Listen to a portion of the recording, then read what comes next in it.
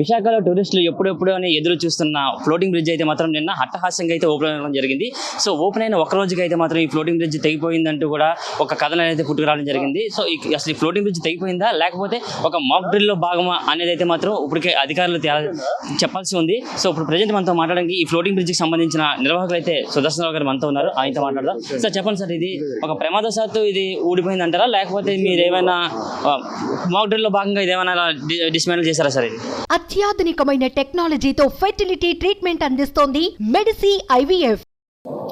ఇది ప్రస్తుతం వేవ్స్ ఎక్కువగా ఉన్నాయి. ఈ టైంలో ఎలా ఉంటుంది, ఒకవేళ ఈ టైడ్స్ ఎక్కువగా ఉండేటప్పుడు బ్రిడ్జ్ ఎలా ఉంటుంది, ఒకవేళ విడిపోతే దాన్ని ఏం చేయాలి, దాన్ని తీసుకురావడానికి ఏమైనా ప్రాబబిలిటీ ఉందా అనేది టెస్ట్ చేస్తున్నారు.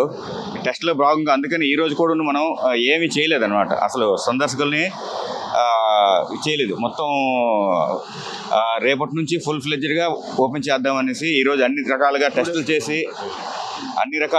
చేసి ఓకే అన్న తర్వాత మాత్రమే సందర్శకుల్ని ఇక్కడ బ్రిడ్జ్ లోపలికి విడిచిపెడదామని ఆలోచన. అంటే ఇది టెస్టింగ్ లో భాగం అంటారా లేకపోతే ఇది పెను ప్రమాదం ఏమైనా సంభవించిందంటారా? ప్రమాదం ఏమీ జరగలేదు.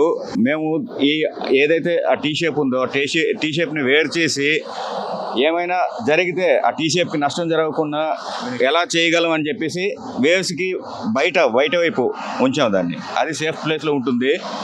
అది అక్కడ నుంచి ఆ పార్ట్ వేరేగా ఉంటుంది, ఈ పార్ట్ వేరేగా ఉంటుంది. రెండు సేఫ్గా ఉంటాయి.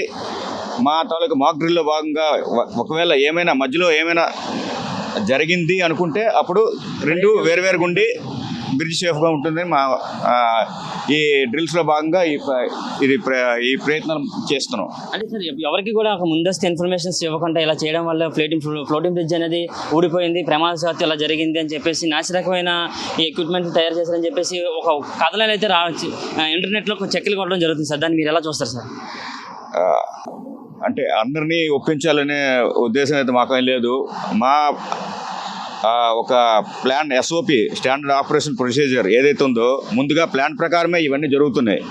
మేము దీన్ని అలా అయితే ఓపెన్ చేయకముందు ఇలా చేసే ఇది లేదు కదా.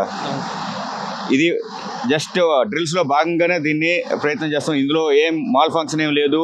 అలాగని మెటీరియల్ కూడా మన ఇండియన్ స్టాండర్డ్లో అంతా చెక్ చేసిన తర్వాత, ముంబైలో చెక్ చేసిన తర్వాత ఇక్కడ తీసుకొచ్చి ఇక్కడ ఫిక్స్ చేయడం జరిగింది. కాకపోతే ఎక్స్ట్రీమ్ కండిషన్స్లో ఏమైనా అయితే ఏమవుతుంది అనే డ్రిల్లో భాగంగా మాత్రమే దాన్ని బయట పెట్టారు. సార్ ఇది చూస్తే చాలా లోపల వరకు ఉంది. ఇంత ప్రమాదకరమైనది దీనికి ఎలాంటి సేఫ్టీ మెథడ్స్ మీరు తీసుకున్నారు సార్?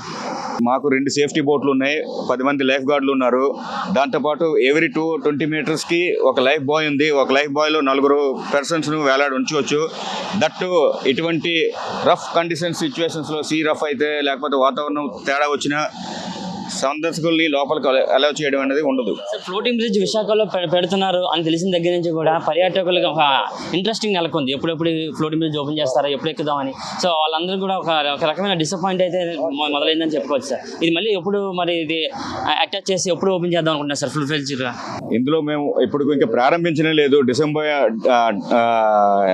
ఏమంటారు దీన్ని ఇంకా ప్రారంభించడం మొదలెట్లేదు. ఇంకా అంటే ఒక సందర్శకులైనా వెళ్ళలేదు. అఫీషియల్గా అయ్యింది కానీ ఇంకా మన టూరిస్టులను అయితే విడిచిపెట్టలేదు. ఒక టికెట్ కూడా కట్ చేయలేదు. దీన్ని జస్ట్ టెస్టింగ్ పీరియడ్లో ఉంచాము. ఈ టెస్టింగ్ పీరియడ్ కంప్లీట్ అయిపోయిన వెంటనే సందర్శకులు వెళ్ళడం మొదలెడతారు. ఎప్పటి నుంచి ప్రారంభిద్దాం అనుకుంటున్నారు సార్ ఇది? అంటే అఫీషియల్గా వితిన్ 2 daysలో అయిపోవచ్చు. ఎందుకంటే కొన్ని ఎక్విప్మెంట్స్ని ఇంకా టెస్ట్ చేయడం బాకీ ఉంది. కొన్ని పోల్స్ అనేసి ఇంకా లేకపోతే కొన్ని పెట్టి ఉన్నాం, చిన్న లింక్స్ పెట్టి ఉన్నాం. ఆ లింక్స్ని కూడా టెస్ట్ చేయాలి. ప్రతి లింక్స్ని టెస్ట్ చేసిన తర్వాత సేఫ్టీ ప్రొసీజర్లు అన్నీ రెడీ అయిన తర్వాత మాత్రమే మేము సందర్శకులను లోపలికి విడిచిపెడతాం. అంతవరకు సేఫ్టీతో మేము అన్నీ కరెక్ట్గా ఉన్నాయో లేవో చూసుకొని వదిలిపెడతాం. సార్ ఇలాంటి వస్తున్న పుకార్లకి మీరు ఏం చెప్పాలనుకుంటున్నారు సార్? అంటే నెట్ ఇంట్లో ఫుల్గా వైరల్ అవుతుంది ఇలాంటి తెగిపోవడం వల్ల. ఇది బ్రిడ్జ్ ఎంతమంది వెయిట్కి వస్తుంది సార్? దీని కెపాసిటీ అయితే 70 మెంబర్స్ వరకు ఈజీగా సస్టైన్ అవుతుంది. కానీ మేము విడిచిపెట్టేది 10-15 మందికి విడిచిపెడతాం. ఇటువంటి సిచ్యువేషన్లో అయితే బ్రిడ్జ్ని అయితే కంప్లీట్గా క్లోజ్గా ఉంచి సందర్శకుల్ని అలౌ చేయం. పూర్తిగా సేఫ్టీగా అనిపించినప్పుడు మాత్రమే లోపలికి విడిచిపెడతాం. ఇందులో పుకార్లకి ఏమీ తావులేదు. ఎందుకంటే బ్రిడ్జ్ ఇంకా ఓపెన్ కాలేదు, టెస్టింగ్ పీరియడ్లోనే ఉంది. సో ఇదైతే 100% సక్సెస్ఫుల్గా రన్ అవుతుందని మా నమ్మకం. Okay, thank you. ఇది పరిస్థితి మనం చూసుకున్నట్టయితే మాత్రం ఓన్లీ టెస్టింగ్లోనే భాగంగా అయితే మాత్రం ఈ ఫ్లోటింగ్ బ్రిడ్జ్కి సంబంధించి దాని ముందునే దాన్ని అయితే మాత్రం కొంచెం వదిలేసామని చెప్పేసి మాక్ డ్రిల్లో భాగంగానే అయితే మాత్రం దాన్ని వదిలేమని చెప్పి దీంట్లో ఉన్న మిగిలిన పరికరాలకు సంబంధించిన అన్నింటిలో కూడా మేము టెస్ట్ చేసిన తర్వాత పూర్తి స్థాయిలో అంత సేఫ్టీ అనుకున్న తర్వాతే మాత్రం దీన్ని అయితే మాత్రం పర్యాటకులకి అందుబాటులోకి తీసుకొస్తామని చెప్తున్నారు. ఇదంతా జరగడానికి మినిమం ఒక 2 రోజుల నుంచి 3 రోజుల వరకు అయితే సమయం పడుతుందని అయితే మాత్రం ఇక్కడ ఉన్న అధికారులు అయితే చెప్పడం జరుగుతుంది. కెమెరా పర్సన్ శేఖర్తో ప్రశాంత్, సుమన్ టీవీ, వైజాగ్.